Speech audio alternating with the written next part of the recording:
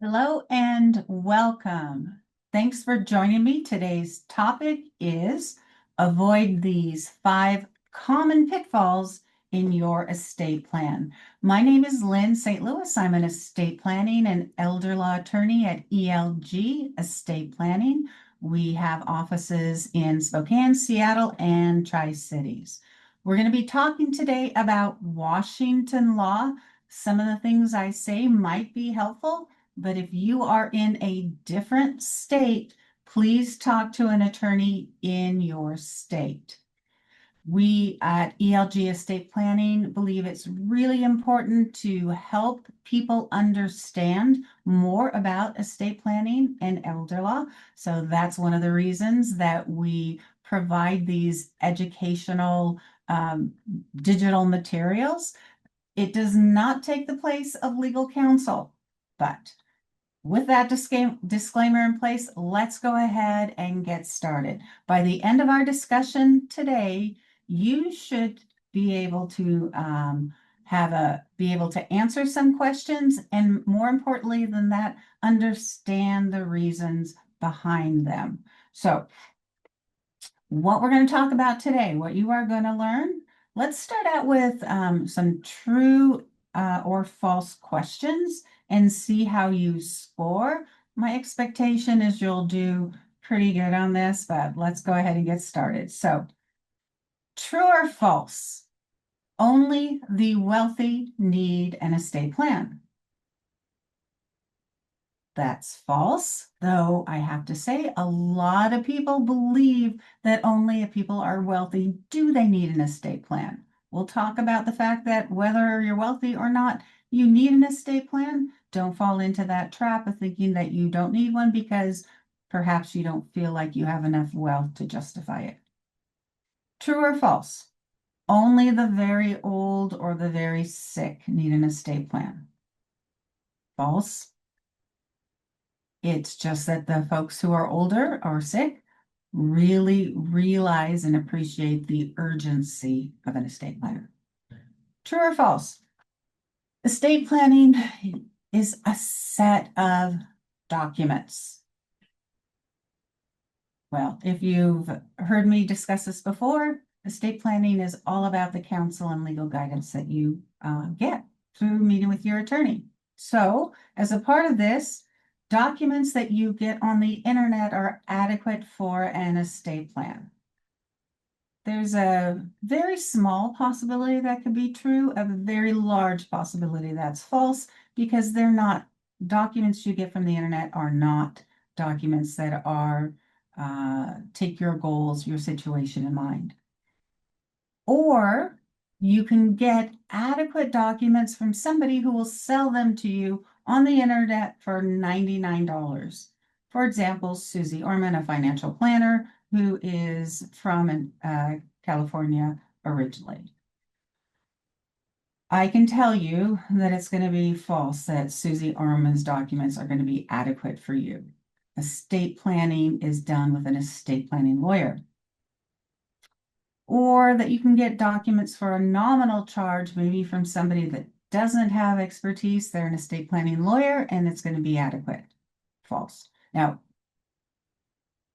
the documents that you get from somebody that's going to charge you $500 or $1,000 or somewhere in that range, is that really going to be the right estate plan for you? You'll understand by the end of our talk today why those likely are not going to be adequate. All right. An estate plan consists of just a will. That is false. You are probably among good company when you think all I need is a will. You'll understand why you need more than a will before the end of our discussion today. And by the way, feel free to put questions in the chat if you're joining me live. I will answer those if I can. How about this one? A trust always avoids a probate.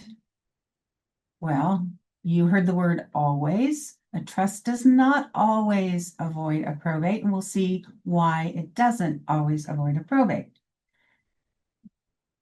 If you have a trust, you don't need a will. That's false. Why is that? Because a trust doesn't always avoid a probate. Having a revocable living trust helps you avoid or minimize estate taxes. That is false, and you'll hear why. Having a trust protects you from creditors, a revocable living trust. Again, that's false. If you have, oh, hold on, before we go on, we talked a little bit about probate. You should avoid probate, always. That is false. We'll talk about why probate might be a good idea. If you have a will or a trust, all your assets are governed by the will or trust. Again, that's false. In Washington, which is a community property state, spouses don't need legal authority to make decisions for the other spouse. In other words, they don't need durable powers of attorney. Again, false. And disability planning is not for the young and healthy. False. Accidents happen. So, not surprisingly, the answer to all of the above is false. And now let's get into why it's false. And we're talking about 5 common pitfalls. That true and false statement and questions were much more than 5, but they all fit within these 5 categories, which are, if you, let me tell you what our agenda is.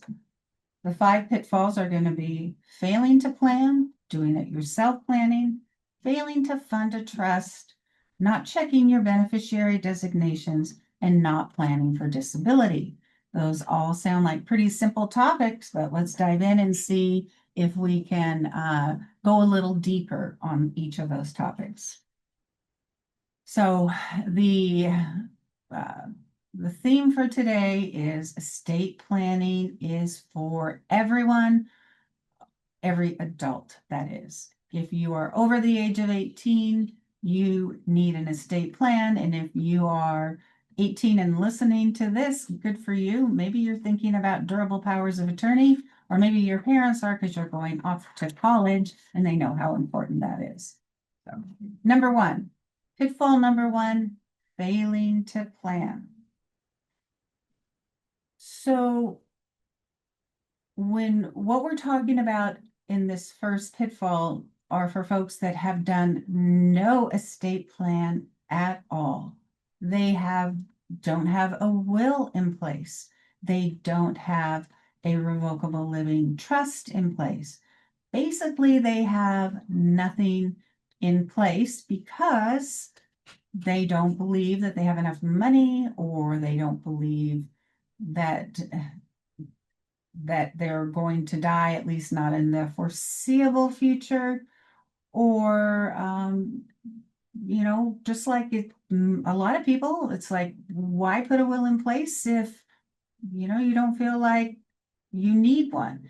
So I have to say you're in really good company. I don't know exactly what the statistics are, but it's like over 50% of the population of the United States of adults don't have a will in place. That's a big number. And I think that's the same number for lawyers too, which is terrible. But keep in mind that lawyers might have a lot of hubris and they might not be estate planning lawyers. So, nobody plans on becoming disabled or dying, at least not in the near term. So, totally understandable if you don't have your own will, you don't have a trust in place, you're failing to plan.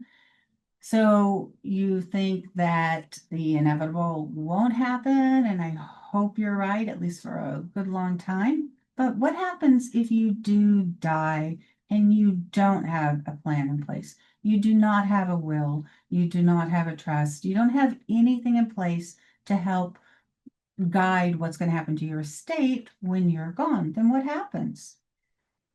Well, let me give you some examples of what would happen. And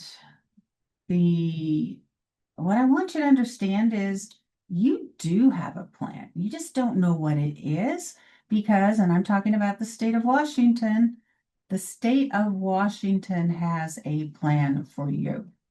And it's kind of complicated. We've done other videos on this before. It's called the laws of intestacy. I'm not going to bog ourselves down with what exactly that looks like. I just want you to be aware that is called the laws of intestacy. What does that mean? Intestacy means you don't have a will. So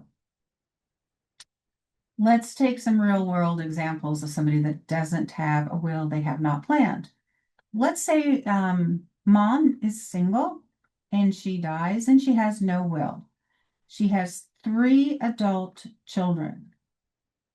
Now, there's a lot of scenarios we can go from this. Maybe she has 3 kids and 2 of them are her favorite and one she's estranged from, and she wants to disinherit, but she never took any action during her life to disinherit that 3rd child.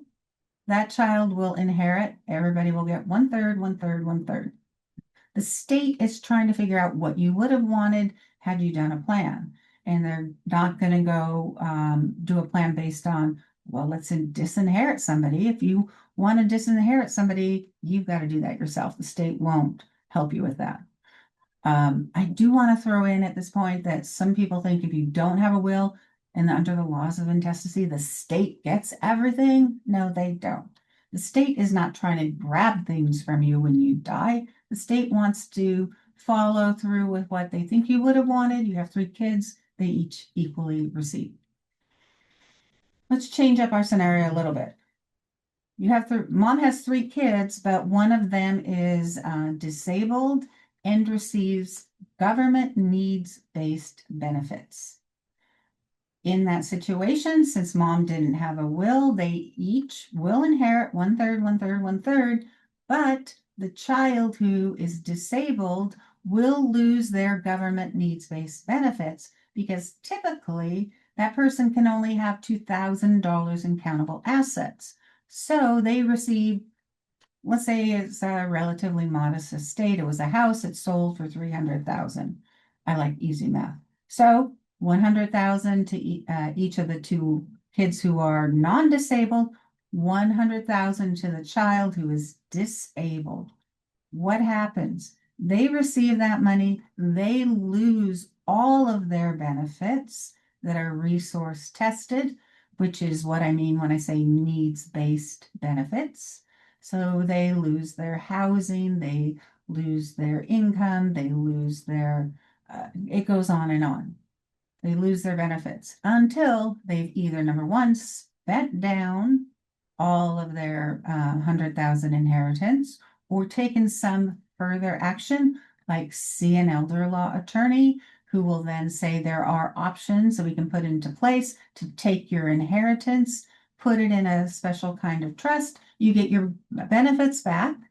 But the problem with doing this, what I'll call post-mortem planning for special needs, is that the state is going to be involved. The state likely will get any money that's left in this trust we had to create for this disabled person. So not a good plan, but probably a better plan than spending down all the money. But the best plan would have been for mom to see an estate planning and elder law attorney so that her kid would not be kicked off of benefits or have to go do a new plan, like I just explained, post-mortem with an attorney. So not having a plan means actually that you do have a plan. It's the state's plan. It's probably not the best plan for you. Rarely is it. So not having a plan means that the people who will inherit from you will have probably some adverse consequences from you failing to plan. So, I mean, that's an obvious one. You know, a pitfall number 1, failing to plan. Don't put your family in that position. Make a plan. Pitfall number 2, doing it yourself. I wish I could see a show of hands from people attending. What I just said about, you know, putting a special kind of trust in your will. If you have a do-it-yourself, an online plan, a prepackaged plan that you got on the internet, I'm going to bet that it does not have a type of trust within your will that is created on the person's death, and it creates this trust for the disabled person, or it creates the possibility of a trust should somebody who's not disabled now become disabled later. See, estate planning is all about planning for, yes, the here and now, but the future. What happens if somebody becomes disabled? What happens if they need long-term care, if they need government benefits? What happens upon their death? What happens if a beneficiary needs special protection and help? The likelihood is that any kind of do-it-yourself option that's available to you, free or for a nominal cost, is not going to incorporate those protections. So people can be complicated, their situations are complicated. An online form, do-it-yourself form, is not likely to really address what your situation is. Now, you may be somebody, and I hear it quite a lot, that says, I just want a simple will. And I totally get that. They're not saying I don't want a will that doesn't fit my situation. They're saying I don't want to overcomplicate things. I don't believe my life is complicated. And I want to understand it. So at ELG Estate Planning, we make sure that your will is the right one for you. Now, the likelihood is it is going to contain trusts. For example, even if none of your kids have a disability, we're going to put in it what's called a contingent supplemental needs trust. In the event that somebody is disabled when you die, then their share is going to go into that trust that is created through your will, through probate. You heard me say probate, on your death.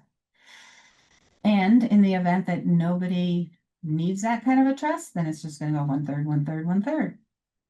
But what if one of your children, same scenario, mom dies, adult children, that one of her children died too, such that they left 2 grandkids of the mom, who's actually the grandmother in my scenario. Then what happens when she dies? Mom dies, her child dies, her adult child, and then there's these 2 minor children.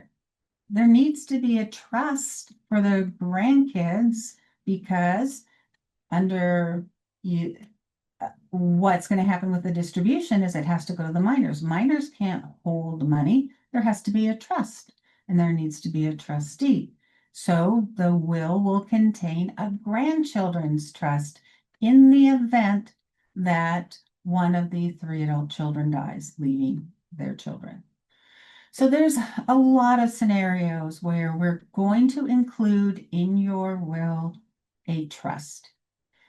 And from an online form, I think that it'd be very difficult either to create it, but if you do have those options and you are doing it yourself, make sure that you have a grandchildren's trust and a contingent supplemental needs trust, which, by the way, I've never seen in an online form. So keep in mind, and I'm talking about the state of Washington, everything that we just talked about can also be accomplished through a revocable living trust.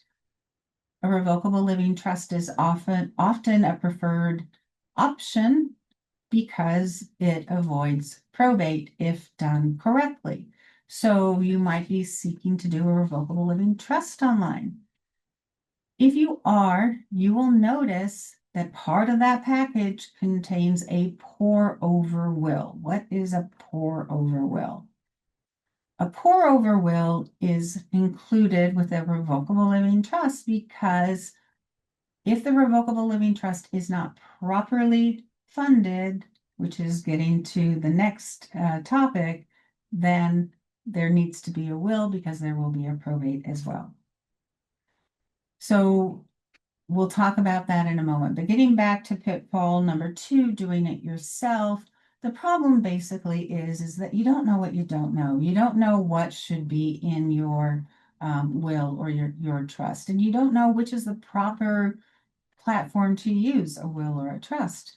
If you're in the state of Washington, and we'll get into this in a little while, and you want to protect assets, let's say you're married, and let's say you are concerned about long-term care costs because you and your spouse are retired, and you want to make sure that you leave your spouse with something, they don't become impoverished, that long-term care costs don't eat up all of your assets, all of your estate, then you're going to want to have a will that has a particular kind of trust in it.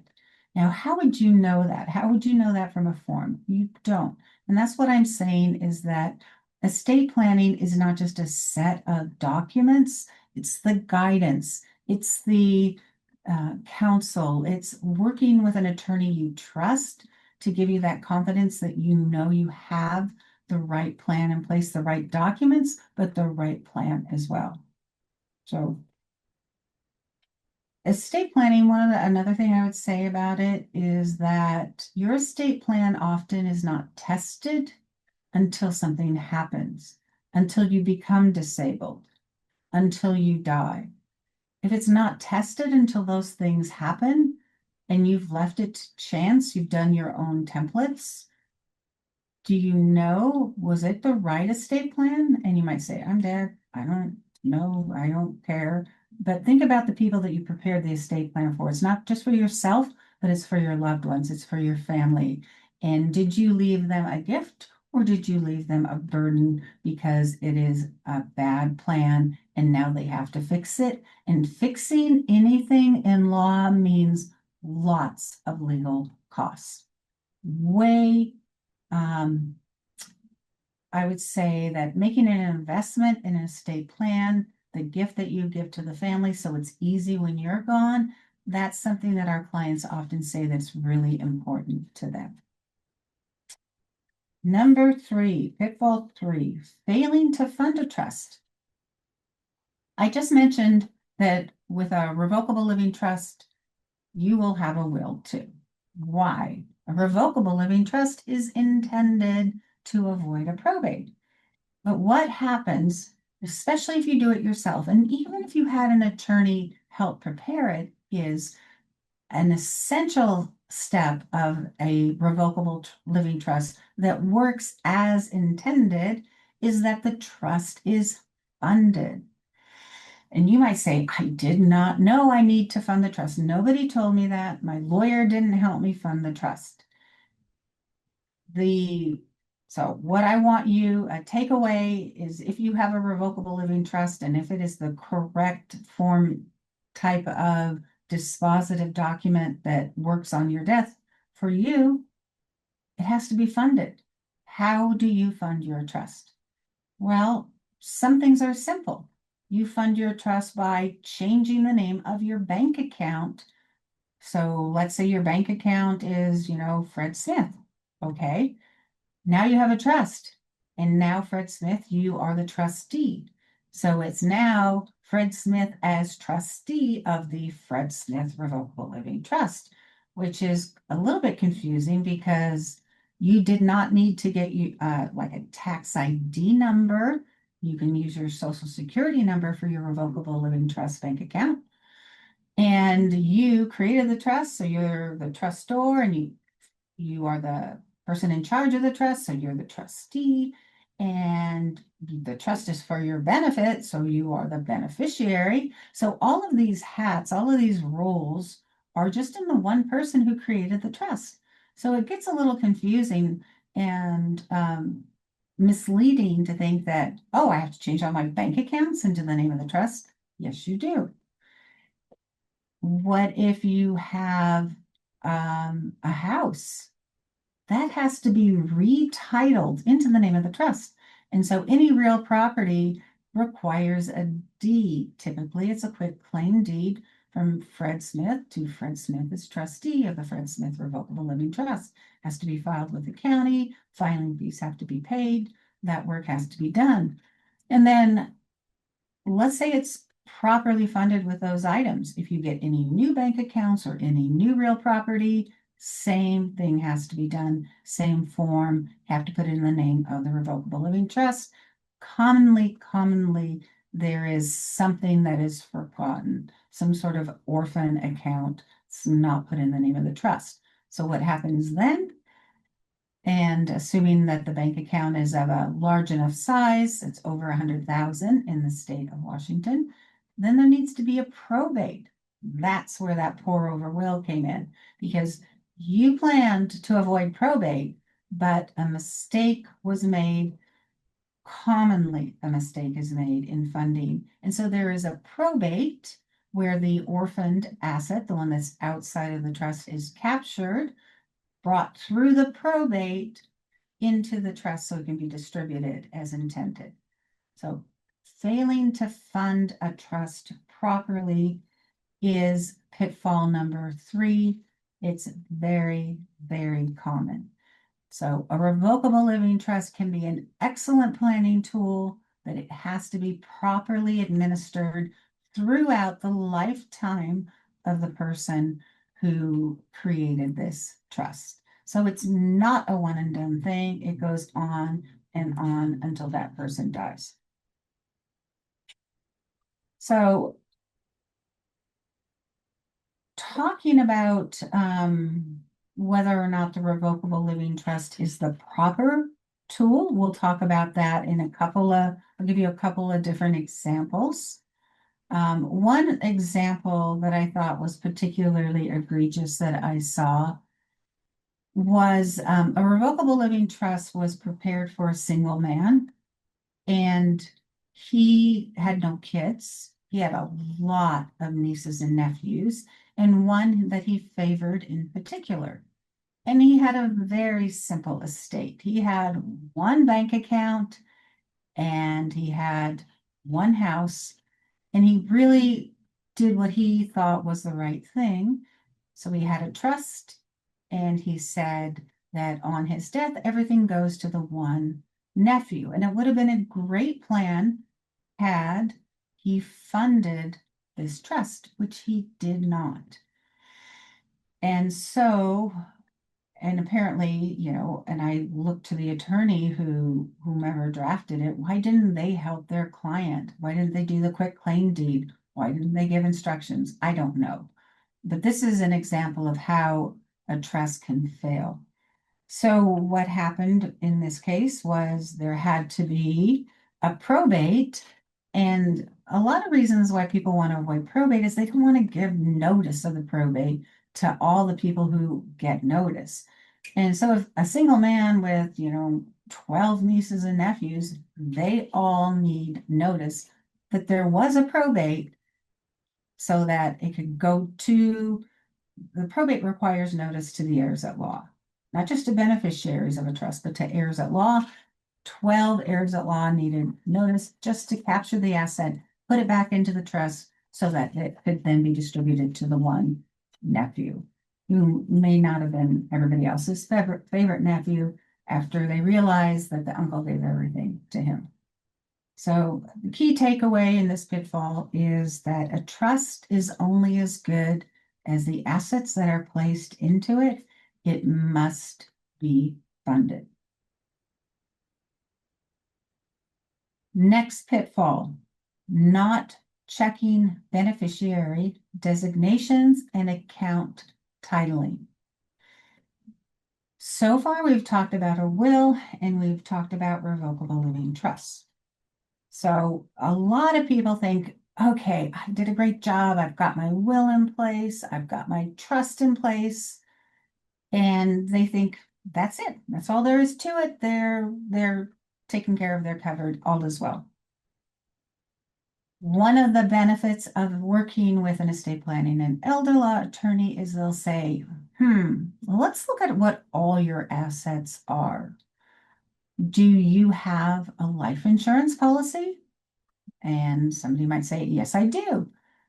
Then the life insurance policy should have a direction on it that says, on my death, this life insurance policy pays to whomever. That's called a beneficiary designation. And that makes things way easier because the will and the trust might say something very different. And these assets are typically, well, a will doesn't take effect until death. A revocable living trust takes effect when it's signed, but it doesn't distribute assets to death. Let's look at another probably more important, or maybe more important asset is your IRA, your IRA, or your 401k. So these are assets that pay by way of beneficiary designation. These are assets that are not put into your revocable living trust. So let's say you had a revocable living trust because you wanted to avoid probate, but you failed to realize, maybe because nobody told you, that you need to put a beneficiary designation on those assets because your trust isn't going to control them. So if you have a 401k, when you and your employer set it up, you'll remember that you filled out a form that says where it pays. So let's say you have it paying to one person and then you create a trust later, or you change your trust and you want really all your assets to go somewhere else.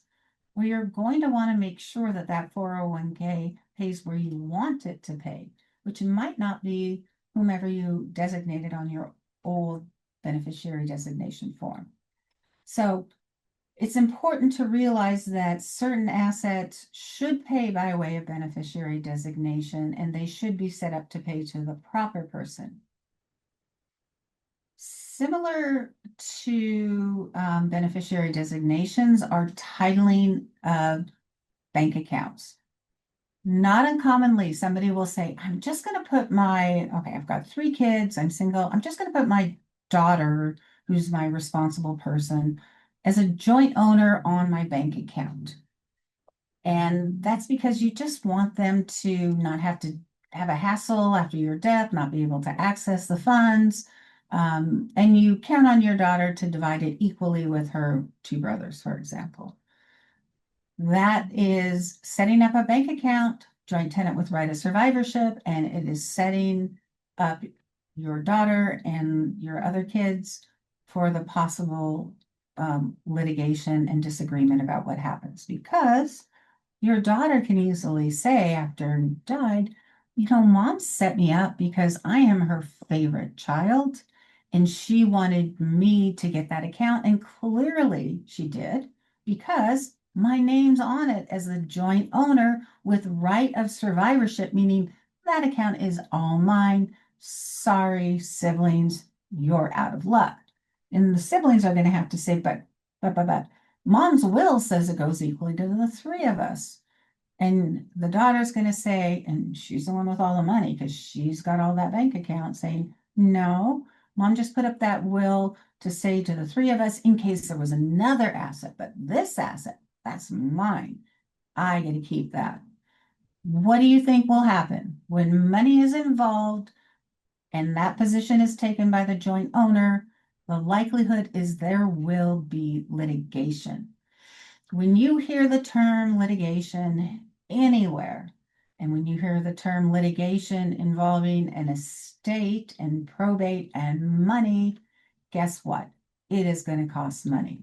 And the lawyers involved, which will be multiple, are going to charge a lot of money, all because mom tried to make things easier, not understanding the consequences, put the daughter as a joint owner, and created this opportunity for a problem. So what did mom do wrong? Did not get legal counsel. Legal counsel, people don't want to pay lawyers. I understand that. Rather than thinking of it as a cost, can you think of it as an investment, getting things done correctly so your family doesn't have a problem? Just a suggestion.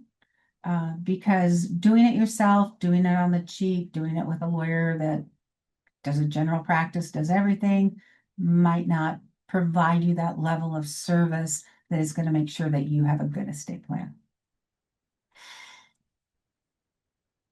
I want to make sure that we circle back to the 401k because this was an actual case in Washington state. So 401ks were created after ERISA, Employment Retirement Income Security Act of 1974, ages ago. Through ERISA, 401ks were created. 401ks are a creature of federal law, not state law. So here's an example of doing your estate plan wrong or not having good legal guidance. So let's say we have an individual who was happily married and he put his spouse on as the beneficiary of his 401k. Totally makes sense. Then life happened, they got a divorce. Okay. And maybe even the divorce attorney said, hey, client, let's just do a new estate plan. You're divorced, you don't want your wife being your beneficiary, etc., or receiving your estate. But the family law lawyer perhaps didn't think to give guidance on, client, you should also change your 401k because it has your ex-spouse on it. So, and this is under federal law. Washington, by the way, tries to help people, honestly, tries to fix things such that if your will said, hey, it goes to my ex-spouse, and Washington says it's an ex-spouse, we treat that person as having died so the ex-spouse doesn't get anything, which is good. Not good that you didn't update your estate plan, but good that Washington tries to help. But you didn't update your estate plan, you got a divorce, your ex-spouse is on your 401k, which by the way, might be your biggest asset. Your house or your 401k typically are your biggest assets. So let's say you didn't update your beneficiary designation on your 401k, you die, your ex-spouse is named. Shouldn't it go somewhere else? Shouldn't Washington's laws fix your failure to update your 401k? Arguably it should, but federal law prevails. What that means is that guess who gets the 401k? The ex-spouse. Is that what the person who died, we call them the decedent, is that what they wanted? Not if they would have thought about it. Probably don't want that person to get anything, but they ended up with potentially the biggest asset. Not a good result. And so here's I'll call it a trap for a trap that people fall into, a pitfall, which is what we're talking about is make sure that your beneficiary designations go to whom you want it to go to. Don't ignore your 401k. Don't ignore or any of these other assets that have direction. Don't set up I'm saying a lot of don'ts. Let me phrase it differently.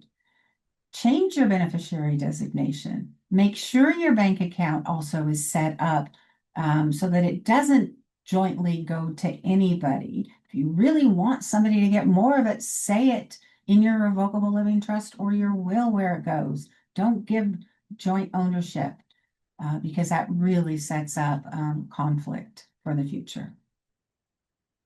So, key takeaway, please make sure that your assets are directed to go where you want them to go. Realize that your will and trust do not govern all your assets. Pitfall number 5, not planning for disability. All of what we talked about up to this point has pretty much been directed at the happy subject of what happens when you die. Now we're going to talk about the even happier subject of what happens if you become disabled during your lifetime, which frankly, nobody ever wants to happen. And maybe most of us realize, okay, we are going to die. We do need something to direct where assets go, whatever they may be, however modest they may be when we die. But nobody wants to think about disability. And I have to tell you that as an elder law attorney, one of the things that we focus on is what happens if you become disabled? What happens if your spouse becomes disabled? What happens if your adult child becomes disabled? This is really the area that is so important to me as an elder law attorney because it is so overlooked by other attorneys. And it has probably the biggest impact. It has the biggest impact on the person that's disabled, for sure, because They're still alive. And so this is their life. And if they can't speak because of, a brain injury or advancing cognitive decline, that's a big problem. It's a problem, at least from the legal perspective, we can help alleviate by putting the right documents in place.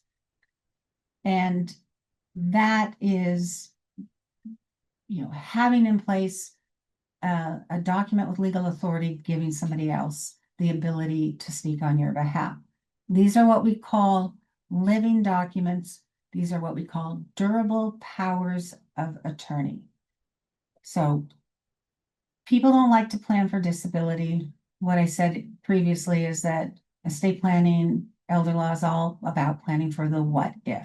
So what if on somebody's drive home, they're in a car accident and they're severely injured and they can't speak for themselves either temporarily or permanently.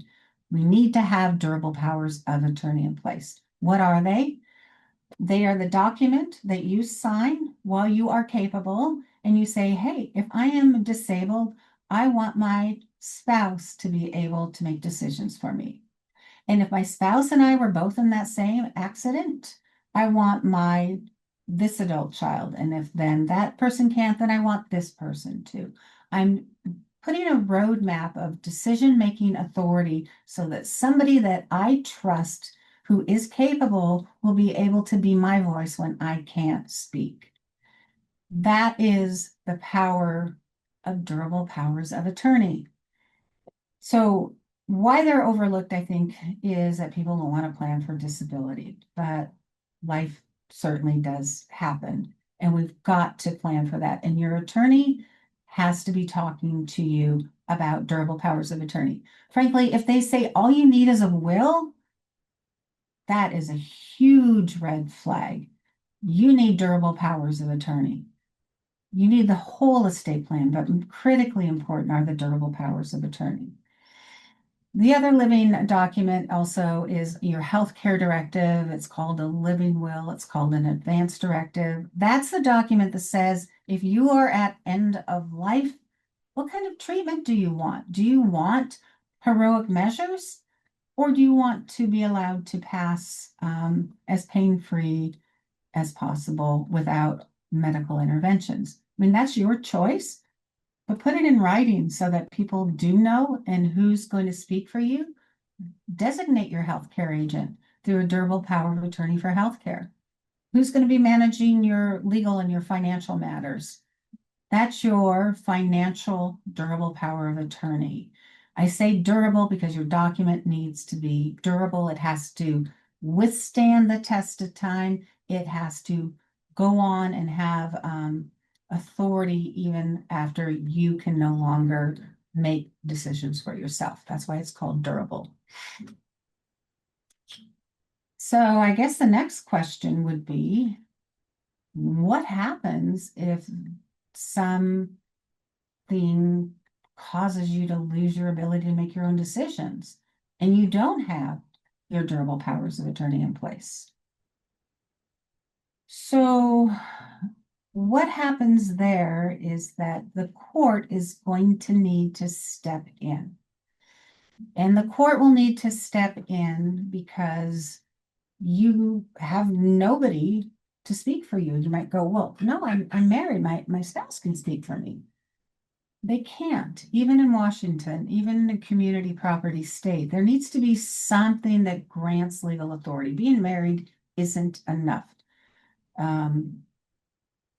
The court may appoint your spouse as a guardian, but there needs to be the guardianship, also called a conservatorship, for somebody to have legal authority to speak on your behalf. Being married doesn't provide that legal authority.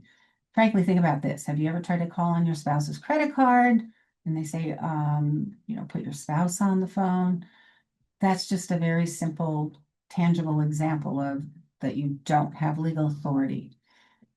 So legal authority comes through a durable power of attorney or through a court-ordered guardianship conservatorship in the event somebody has lost capacity.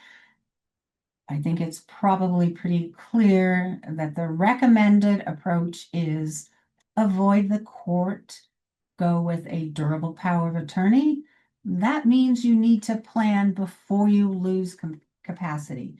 So failing to plan for incapacity, for disability, means that if it happens, the court is going to be involved. And if you are married and you're surviving, or your spouse who's non-disabled, even if they're appointed as your guardian, they have to run everything through the court. They will have to have an attorney to help them. The court will have to approve of any type of personal care plan, financial plan. Your spouse wants to sell the house, they need to get the court order approving it. Far more costly, cumbersome, complex, not a good result. So plan for disability, and then let's hope that disability never happens, which is the best outcome. So key takeaway is that estate planning is not just about death. I think more importantly, it's about life. And it's about getting that peace of mind that you have durable powers of attorney. So you planned for disability and incapacity, and then it doesn't happen. But at least have the peace of mind that tells you can walk away and say, I've got the right plan in place. I know I have the right plan. So now I don't have to worry about it anymore. So those are the 5 pitfalls. I'm going to check to see if we have questions.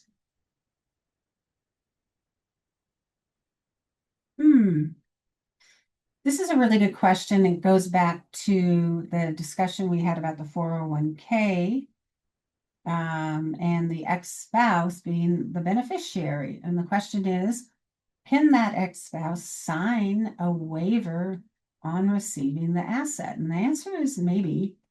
It really depends on whether or not the entity that holds the 401k, whether they can and are willing, and whether the laws allow that ex-spouse to receive it, to waive that receipt. I honestly cannot answer that question, but it's definitely a great question and you can look into it. I can say that under just probate law, there is an ability to disclaim an inheritance.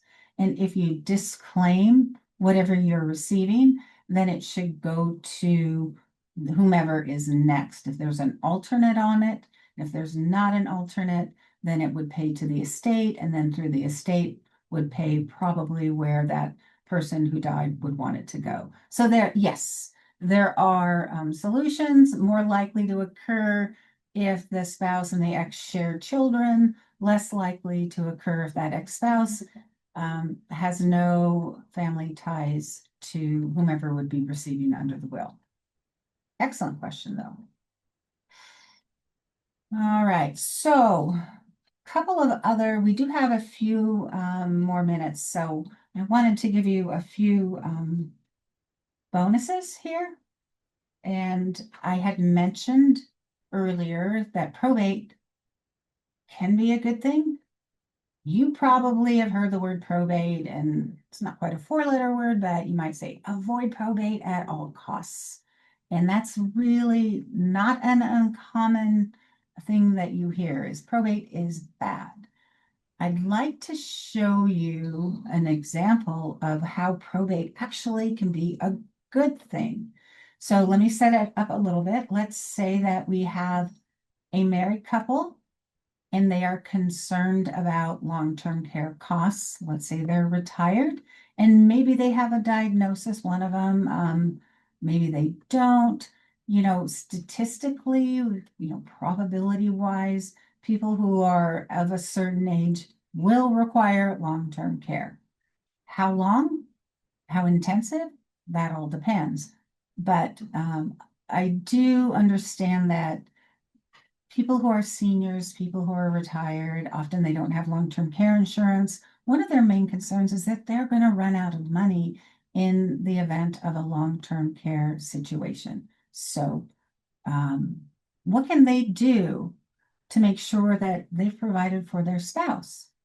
So with that scenario, In the state of Washington, the only way that you can protect and make sure that your surviving spouse has money when you're gone is to do so through a will.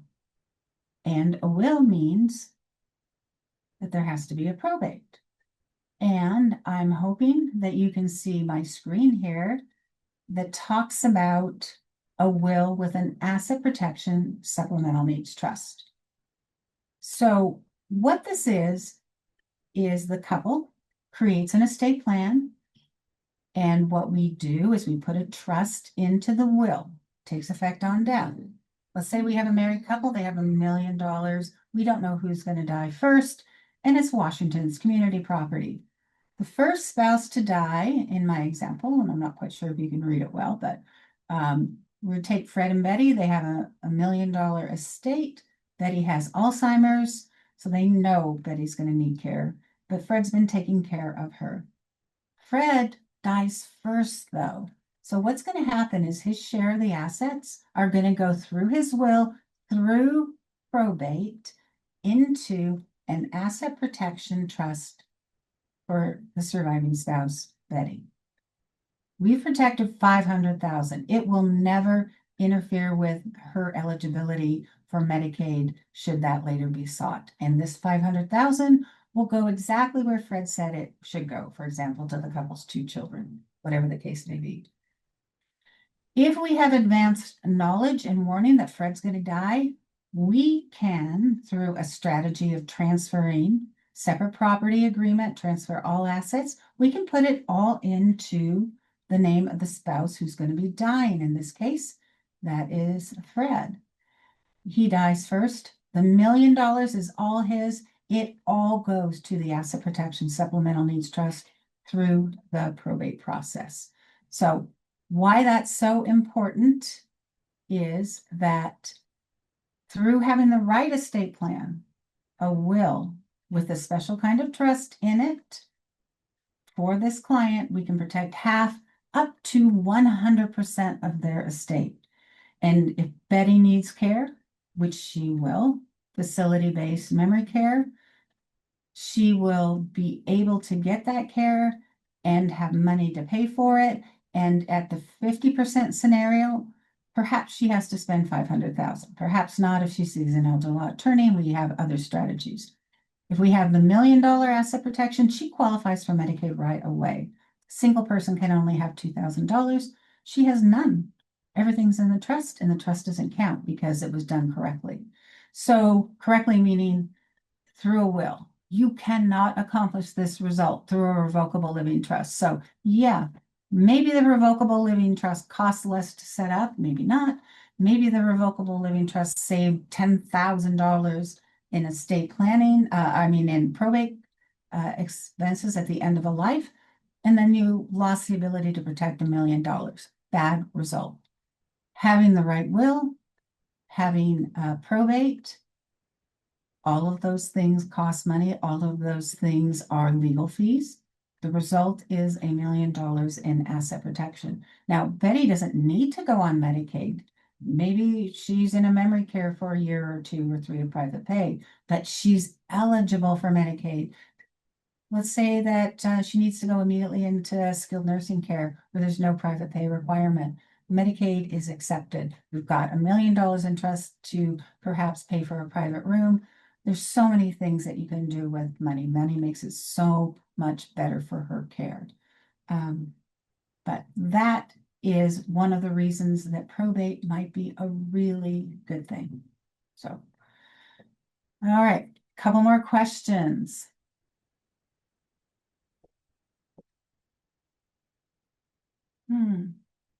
So this questioner here knows a lot. So the question is, in a will, can you add a clause that says something that if somebody is a joint signer or they're a beneficiary, that they're really not supposed to get all of that? Yes, you can. There is, in Washington at least, there's something called a super will provision. That's what we lawyers call it. because it says, if I designated somebody on this bank account and I did so before the signing of my will, even though they're a joint owner or if they're the beneficiary or pay on death, I don't really want them to get it. I want it to all go under my will, which is a possible solution.